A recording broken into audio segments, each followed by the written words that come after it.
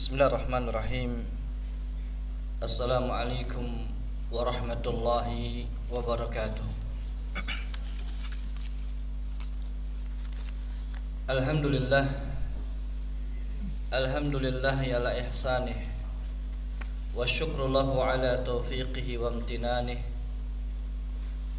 Asyhadu an la ilaha illallah wahdahu la syarikalah ta'ziman li sya'nihi. Wa ashhadu anna Muhammadan abduhu wa rasuluhu al-hadi ila ridwanih. Salawatullah rabbi wa salamuhu alaihi wa ala alihi wa sallama tasliman katsira. Wa laqad qala azza wa jalla fi kitabihil karim, ya ayyuhalladzina amanu taqullaha haqqa tuqatihi wa la tamutunna illa wa antum muslimun.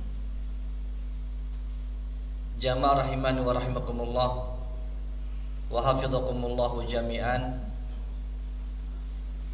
Sebelum kami menyampaikan terkait dengan sejarah para sahabat ridwanullah alaihim ajmain, kami sampaikan di mimbar ini,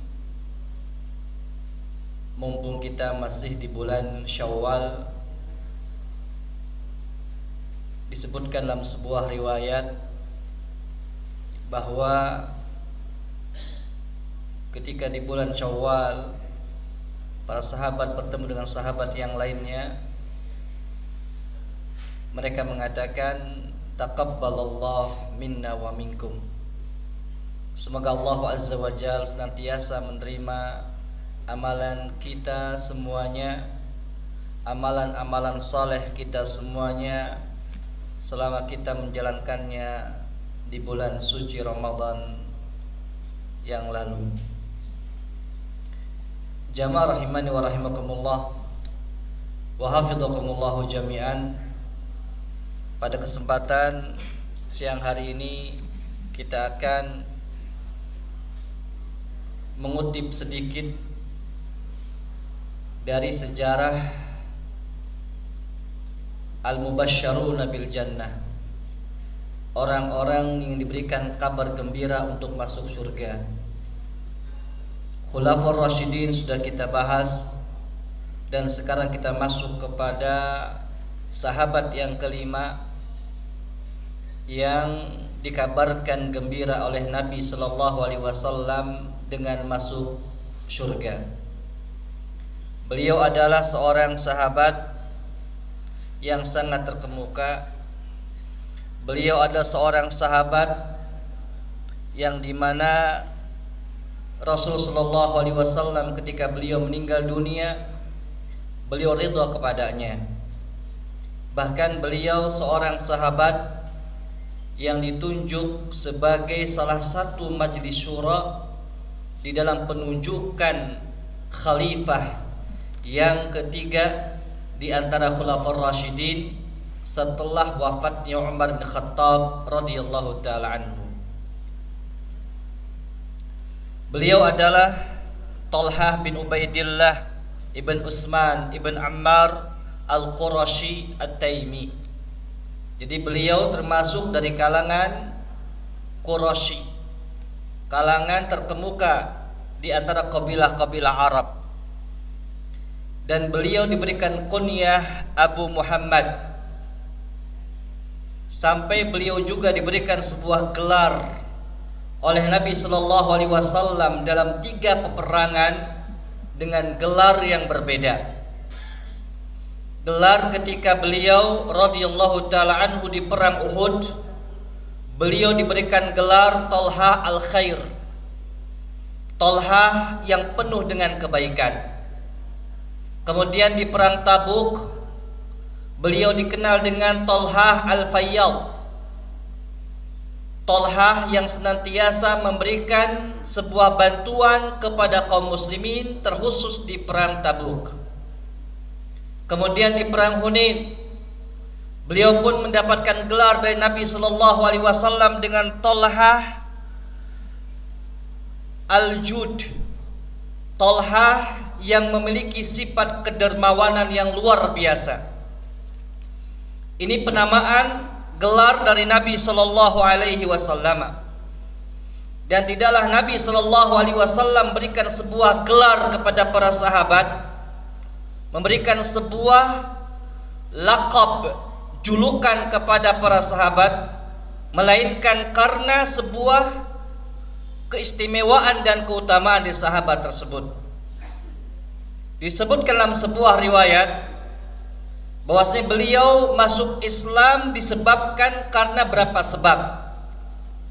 Sebab yang pertama, ketika beliau pergi kepada sebuah kota yang bernama kota Busara.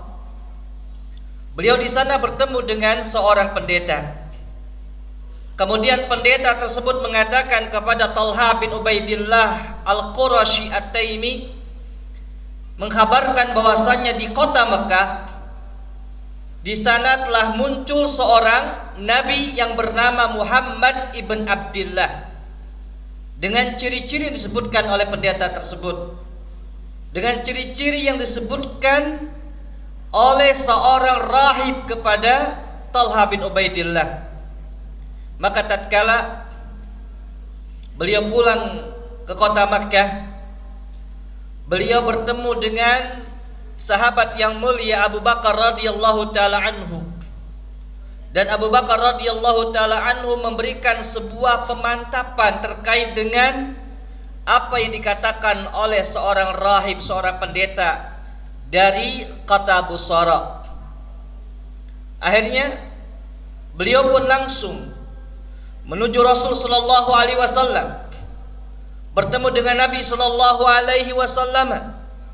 Kemudian beliau menyatakan baiat untuk masuk Islam, berjabat tangan dengan Nabi sallallahu alaihi wasallam dengan mengatakan asyhadu an la ilaha illallah wa asyhadu anna Muhammadar Rasulullah. Disebutkan bahwasannya keislaman Talha bin Ubaidillah radhiyallahu taala anhu adalah seorang yang masuk Islam dari deretan ke-8 orang yang lebih dahulu masuk Islam, as-sabiqun al-awwalun. Dan di antara 5 orang melalui dakwahnya Abu Bakar radhiyallahu taala anhu. Ini di antara keislaman atau sebab-sebab keislaman dari sahabat yang mulia Talha bin Ubaidillah radhiyallahu taala anhu. Maka kalau kita lihat dalam sejarah pula, banyak keutamaan-keutamaan yang dimiliki oleh Talha bin Ubaidillah radhiyallahu taala anhu.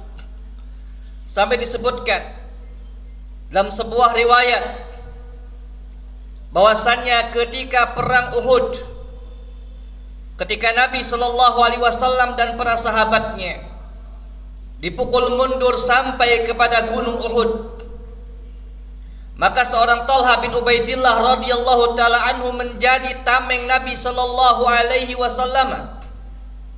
Sampai-sampai disebutkan oleh para ulama sejarah bahwa punggungnya Talha bin Ubaidillah radhiyallahu taala anhu seperti landak, karena sangat banyaknya anak panah yang menancap ke tubuh sahabat yang mulia Talha bin Ubaidillah radhiyallahu taala anhu. Sampai-sampai Nabi sallallahu alaihi wasallam mengatakan terkait dengan Talha bin Ubaidillah yang seperti ini, beliau mengatakan aujaba Talhatu, maka layak bagi Talha itu mendapatkan surga Allah azza wajalla. Maka kita lihat yang namanya kematian dengan anak panah yang jumlahnya tidak kurang daripada puluhan yang menancap di punggungnya. Akan tetapi yang namanya kematian berada di tangan Allah azza wajalla.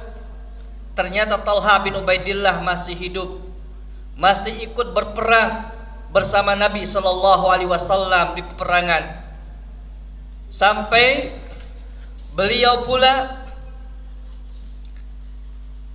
masih hidup ketika terjadi sebuah fitnah yang namanya disebut dengan perang Jamal. yang menyebabkan beliau radhiyallahu taala anhu meninggal dunia di zaman Khalifah Ali bin Abi Thalib radhiyallahu taala anhu.